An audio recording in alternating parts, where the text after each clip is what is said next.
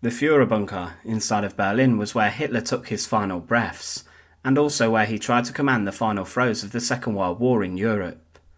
Of course, it was inside the underground complex where he married his longtime girlfriend, Eva Braun, but less than 40 hours after they signed their marriage certificate, they were both dead.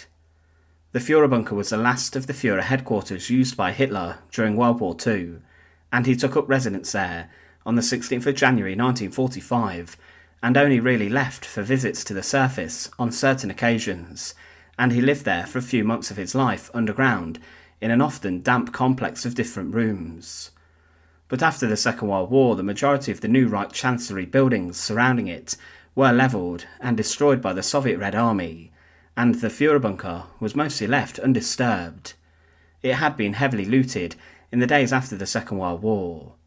Inside of the Reich Chancellery garden, next to one of the Fuhrerbunker's exits, the charred few remains of Hitler were found, as was the partially burned bodies of Hitler's long-standing friends and companions, Joseph and Magda Goebbels. But today when people try to search for the Fuhrerbunker in Berlin, they are directed to a car park next to a block of flats, where a small plaque with a diagram is found, and this sits above the site of the bunker, but underground a lot of the bunker still exists and remains. As mentioned, the Reich Chancellery buildings were knocked down mostly by the Soviets, as they sought to destroy all significant Nazi-era landmarks associated with Hitler and his government. The Soviets undertook a detailed investigation of the bunker, but they left it mostly intact, and much of it was flooded in the years after the war. But in December 1947, they also tried to blow up the bunker, but in this, only the separation walls sustained any damage. So the Fuhrerbunker remained relatively complete underground, and the rooms where Hitler took his life, and where much of the chaos of the Nazi government was plotted, remains. The attempts to destroy Hitler's bunker so far had failed, but then in 1959, East German government officials tried to continue the theme of demolishing Nazi-era buildings, and they tried to take out the bunker.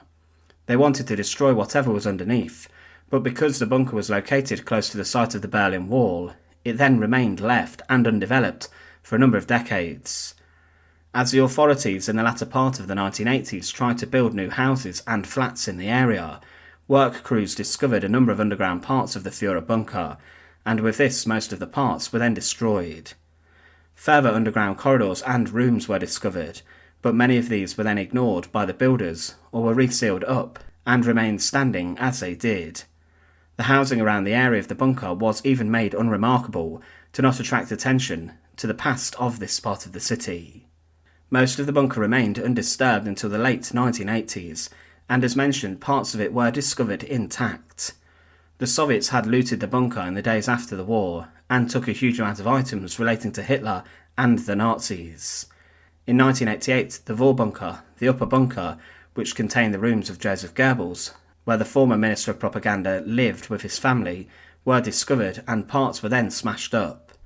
The roof of the bunker, the thick concrete roof, which was bomb-proof, was also smashed up, and much of it fell into the rooms below.